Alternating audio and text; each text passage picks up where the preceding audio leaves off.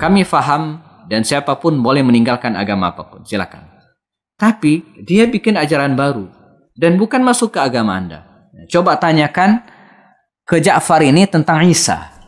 Ya. Coba tanyakan ke Ja'far tentang Isa ibnu Maryam. Jadi dia berharap, Amr bin As ini berharap Ja'far menjelaskan tentang Nabi Isa, bahkan mungkin menjelek-jelekkan Nabi Isa yang akan menyakiti perasaan Raja Najasyi ini. Amr bin As berharap raja ini marah dan mengusir Ja'far. Ini harapannya. Tapi apa yang kemudian terjadi? Maka dihadapkan pada pertanyaan itu, Ja'far bin Abi Thalib mengatakan, saya akan mengatakan apa yang dikatakan oleh Rasul kami Muhammad sallallahu alaihi wasallam. Ketika ditanya tentang siapa itu Isa, Maryam dan seterusnya, maka Ja'far bin Abi Thalib ini membaca firman Allah Subhanahu wa taala dalam surat Maryam.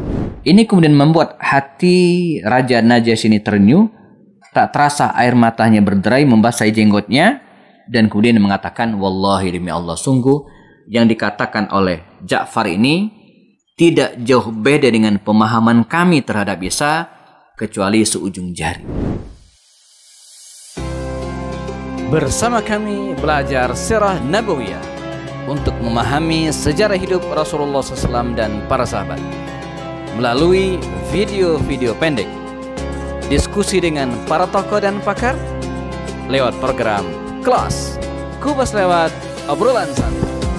Apapun masalahnya, dikupas dengan cara yang santai dan penuh keakraban.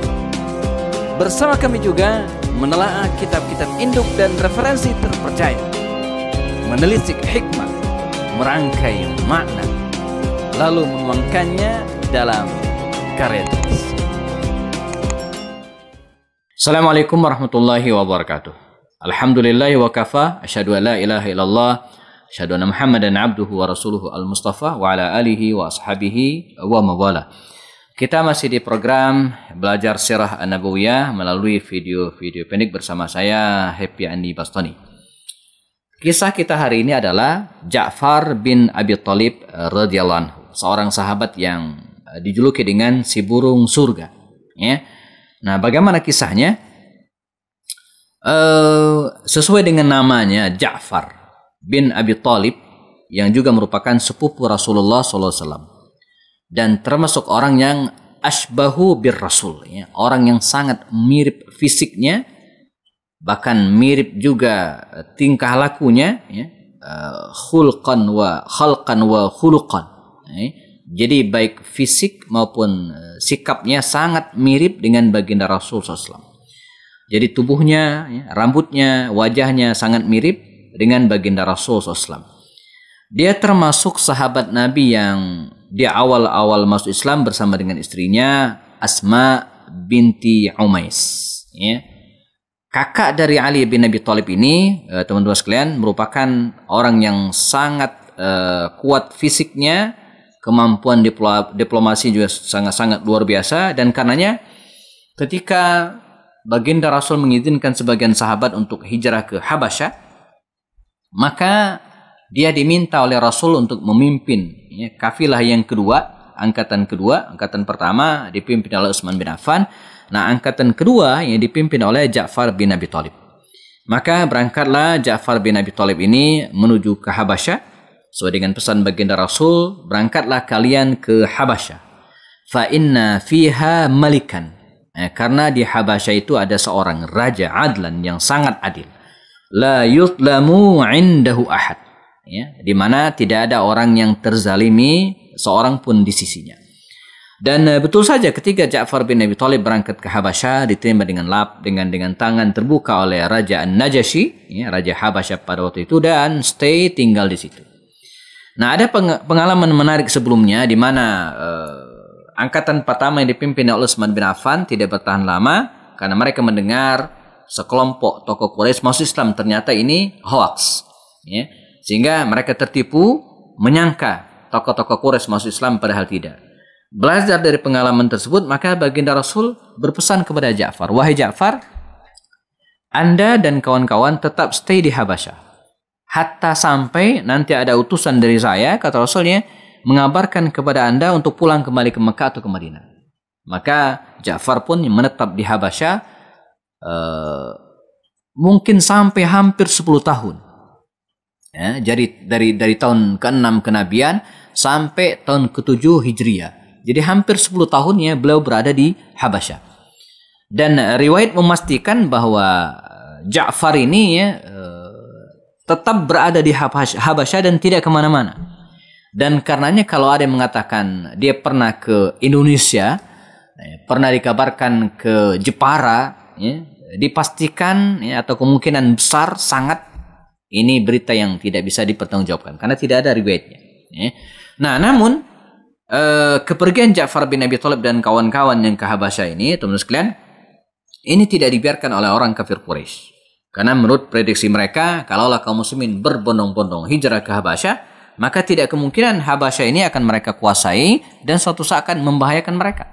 Mungkin tidak langsung membahayakan dari aspek kekuasaan karena posisi jauh, tapi mereka berpikir membahayakan dari aspek ekonomi.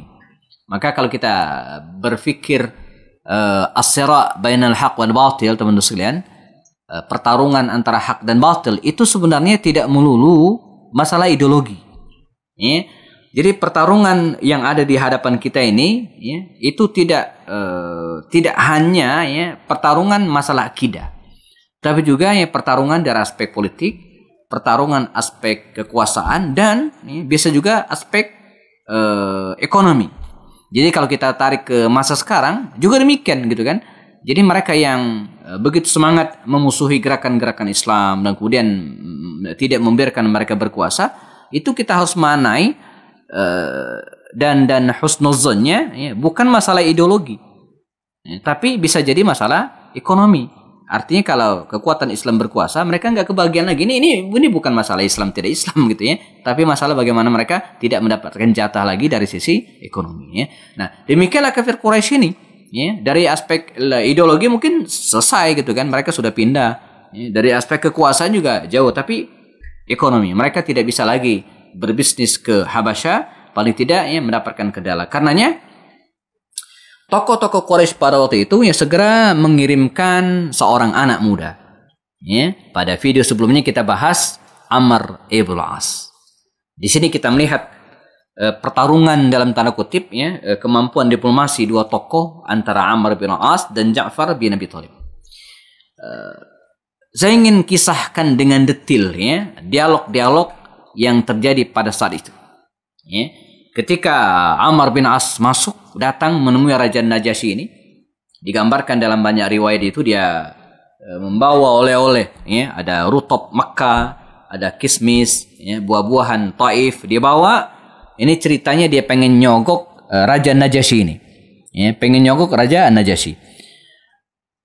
Kata Raja Najasyi menghadap ketika didatangi oleh Amr bin As ini, ya Amr bin As, jita muhajiran am tajira. Ente datang ini ya karena pengen hijrah seperti Ja'far dan kawan-kawan, ya, am tajira untuk bisnis. Ya, jadi kedatangan Anda hijrah seperti Ja'far atau bisnis. Kata Amr bin As, la kilahuma ya ayyuhal malik. Bukan karena dua-duanya. Tapi saya diutus, kata Amr bin As ya, oleh tokoh-tokoh Quraisy ya, untuk mengambil, memulangkan saudara-saudara kami sesama Quraisy, Ja'far dan kawan-kawan. Karena mereka telah sabba dina abaina. Karena mereka telah mencaci maki, meninggalkan agama nenek moyang kami, pindah ke agama baru, walaysa ila dinik, dan bukan hijrah ke agamamu. Ini kita melihat kemampuan seorang Amr bin As melobi Raja Najasyi ini. Jadi dia bilang Ja'far ini telah meninggalkan agama nenek moyang kami dan pindah ke sebuah agama yang bukan agamamu. Bukan agama Nasrani, agama Raja Najasyi. Artinya kalau dipindah ke agama Nasrani, problem. Jadi ini pintarnya dia ngelobi. Maka Raja Najasyi ini ya tidak ada pilihan, dan seorang yang bijak segera dalam bahasa jurnalistik ini disebut dengan cover both side. Dia tidak hanya mendengar dari satu pihak, dia kemudian mendengar dari pihak Ja'far juga. Maka dihadirkanlah di persidangan itu kira-kira dengan tertuduh Ja'far bin Abi Thalib dan penggugatnya Amr bin As. Ya, kata Raja Najasyi, ya Ja'far, kenal Anda dengan Amr bin As. Dia menyampaikan begini-begini bahwa Anda telah meninggalkan agama nenek moyang dan membuat ajaran baru. Nah, bagaimana sikap dari Ja'far bin Abi Thalib mendapatkan tuntutan dari Amr bin As ini, kita akan bahas pada sesi berikutnya. Tetap bersama kami Happy and Bostoni dan akan kembali setelah yang berikut ini.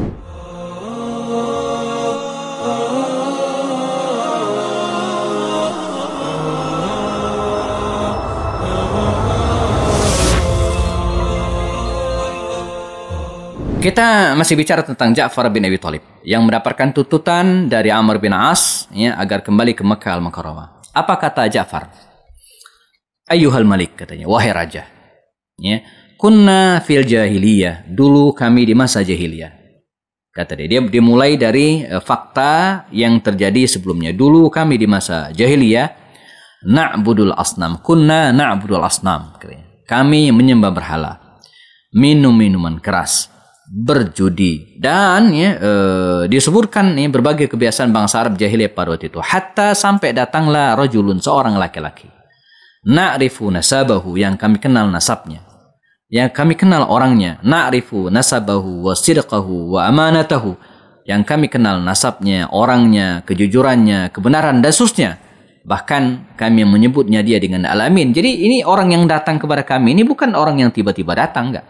Bukan orang yang tidak dikenal, bukan orang yang dibesarkan media begitu kira-kira, bukan orang yang dibesarkan oleh pencitraan. Dia datang dan kita kenal semua siapa orangnya, ya. Yang kemudian membawa ya, ajaran kami dengan penuh kesantunan, ya, ingin merekatkan persaudaraan, ya, dan meninggalkan sesembahan-sesembahan, ya, seperti yang disampaikan tadi. Nah, ini kemudian membuat Ja'far ini berada di atas angin, ya, dia tuntutan dari Amr bin As ini kalah. Namun ya, Amr bin As, dasar seorang diplomat luar biasa, diminta kepada raja ini untuk daulatan atau marratan ukhra. Katanya diminta banding. Nah, jadi kalau sesi pertama tadi dia kalah gitu ya, nah, diminta lagi sesi yang kedua. Dan Amr bin As sudah punya senjata ya untuk nembak Ja'far bin Abi Thalib ini. Ya, apa itu? Kata dia, wahai raja, kami faham dan siapapun boleh meninggalkan agama apapun, silakan. Tapi dia bikin ajaran baru dan bukan masuk ke agama Anda. Coba tanyakan ke Ja'far ini tentang Isa. Ya. Coba tanyakan ke Ja'far tentang Isa ibnu Maryam. Jadi dia berharap, ya Amr bin As ini berharap Ja'far menjelaskan tentang Nabi Isa, bahkan mungkin menjelek-jelekkan Nabi Isa yang akan menyakiti perasaan Raja Najasyi ini. Ya, dan Ja'far berharap, Amr bin As berharap raja ini marah dan mengusir Ja'far. Ini harapannya. Tapi apa yang kemudian terjadi? Ya, Ja'far bin Abi Thalib bukan hanya seorang diplomat luar biasa, tapi juga dia alal haq. Jadi kita berada dalam kondisi sama-sama ahli diplomasi, tapi yang satu benar, yang satu salah, dan sama-sama membawa argumen yang kuat. Ya. Maka dihadapkan pada pertanyaan itu, Ja'far bin Abi Thalib mengatakan, saya akan mengatakan apa yang dikatakan oleh Rasul kami Muhammad sallallahu alaihi wasallam. Ketika ditanya tentang siapa itu Isa, Maryam dan seterusnya, maka Ja'far bin Abi Thalib ini membaca firman Allah Subhanahu wa taala dalam surat Maryam. Bismillahirrahmanirrahim. Kaf ha ya ain shad. Jadi muqaddimah dari surat Maryam ini saja, ini sudah menarik perhatian. Bagi bangsa Arab, mereka tidak pernah menggunakan metode pembuatan syair seperti ini. Ya. Kaf, ha, ya, ain, sad. Al-ahruf al-muqata'ah. Dalam kajian-kajian tafsir, ya, ini diantara urgensinya, pentingnya, ya, lil iltifat. Ya, agar orang itu ngeh.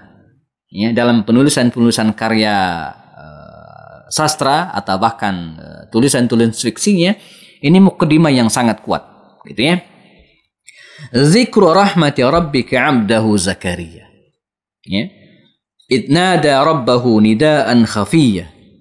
Qala rabbi inni wahana al-'azmu minni washta'ala ar-ra'su shayba wa lam akum bidu'aika rabbi syaqiyya. Terus sampai kemudian, ya, sampai firman Allah Subhanahu wa taala yang menjelaskan tentang Maryam, tentang Isa. Surat Maryam ini jamaah, ini surat Makkiyah. Surat Makkiyah itu dibanding dengan surat-surat Madaniyah dia lebih kuat sastranya. Ini kemudian membuat hati Raja Najasyi ini terenyuh, tak terasa air matanya berderai membasahi jenggotnya, dan kemudian mengatakan, wallahi demi Allah, sungguh yang dikatakan oleh Ja'far ini tidak jauh beda dengan pemahaman kami terhadap Isa, kecuali seujung jari. Seujung dia mengambil lidi, seujung lidi. Artinya sama. Ya, keyakinan umat Islam terhadap Nabi Isa dengan keyakinan kami terhadap Yesus itu tidak jauh berbeda, kecuali perbedaan sedikit. Maka Ja'far bin Abi Thalib yang selamat berada di Habasyah hampir selama 10 tahun. Nah, setelah kemudian kaum muslimin hijrah ke Madinah, terjadilah berbagai peristiwa sampai akhirnya terjadilah perang Khaybar. Sebelum perang Khaybar, kaum muslimin mengikat perjanjian dengan kafir Quraisy. Masa gencatan senjata dalam perjanjian Hudaybiyah itu dimanfaatkan oleh Rasul untuk mengirimkan surat. Di antara surat itu, ia dikirimkan ke Raja Habasyah dan sembari merecall Ja'far.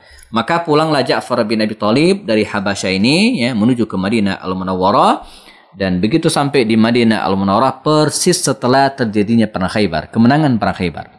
Maka ya, menjabat tangan Ja'far, Rasulullah memeluk beliau dan kemudian mengatakan, la adri li ayyihima ana usar. Bahasanya hari ini kira-kira maknanya, saya nggak tahu, hari ini saya senang banget. La adri bi ayyihima ana usar. Bi fathi Khaybar am bi qudumi Ja'far.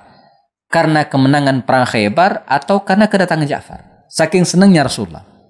Namun ya, setahun berikutnya pada bulan Jumadil Awal tahun ke-8 Hijriah ya, baginda Rasul mengirimkan pasukan menuju ke Mu'tah ya, dan dikirimkan 3.000 tentara. Nabi langsung mengangkat 3 panglimanya, Zaid bin Haritha, Ja'far bin Abi Thalib, dan Abdullah bin Rawaha. Mereka berangkat ke medan Mu'tah, terjadi perang besar, 3.000 tentara kaum muslimin melawan 200.000 prajurit Romawi. Dengan semangat dan kegigihan kaum muslimin, akhirnya mereka menang. Namun sayang, kemenangan itu yang harus menelan syuhada. 3 panglima Rasulullah, Zaid bin Haritha, Ja'far bin Abi Thalib, dan Abdullah bin Rawaha ya, meninggal dalam peperangan tersebut. Karena itu sosok 3 sahabat mulia ini ya, kita temukan makamnya di Mu'tah di Yordania. Dan ketika mendapatkan informasi tentang wafatnya ketika syuhada ini, baginda Rasulullah SAW bersabda kepada para sahabatnya, dan ini menjadi dalil bagi sebagian kalangan, kata Rasulullah ya, ij'alu ya, jadikanlah atau buatkanlah ta'aman ya, makanan untuk keluarga Ja'far ya. Jadi makanya sunnahnya atau tradisinya kalau ada orang yang meninggal dunia ya, maka dibuatkan makanan untuk keluarga mereka. Lazimnya yang menyiapkan makanan itu orang lain, jangan keluarga yang berduka. Karena sudahlah mereka dilanda musibah, mereka juga harus mengeluarkan uang untuk menjamu tamu, dan ini tidak bagus. Mestinya tetangga sekitar, keluarga dekat yang menyiapkan makanan untuk yang berduka. Ini sunnah yang dianjurkan oleh Rasul berdasarkan riwayat tentang Ja'far bin Abi Thalib. Dan Ja'far bin Abi Thalib disebut juga oleh Rasul sebagai kata Rasul, uritu ya, saya ditunjukkan, kata Rasul ya, di surga malikan ya, malaikat ya, yang terbang ya, dengan sayapnya. Artinya Ja'far ini disebut oleh Rasul seperti malaikat yang terbang dengan sayap. Maka Ja'far juga dijuluki dengan Dzul Janahain. Jadi orang yang memiliki 2 sayap ya, karena dia sudah terbang di surga, ruhnya sudah terbang di surga. Atau disebut juga dengan At-Tayyar. Nah, jadi anak-anaknya dulu ya, keluarga dari Ja'far bin Abi Thalib ini ya, disebut atau menjuluki orang tua mereka dengan At-Tayyar. Para sahabat memanggil anak-anak Ja'far ini dengan kalimat Abna'u At-Tayyar. Ini adalah anak-anak burung surga maksudnya ya. Nah, demikianlah Ja'far dan istrinya yaitu Asma binti Umais ya, belakangan dinikahi oleh Abu Bakar Siddiq. Dan ketika Abu Bakar Siddiq meninggal dunia, maka istri Ja'far ini yang namanya Asma ini dinikahi oleh Ali bin Abi Thalib radhiyallahu anhu. Ja'far ya, termasuk sahabat Nabi yang tidak sama dengan yang lain.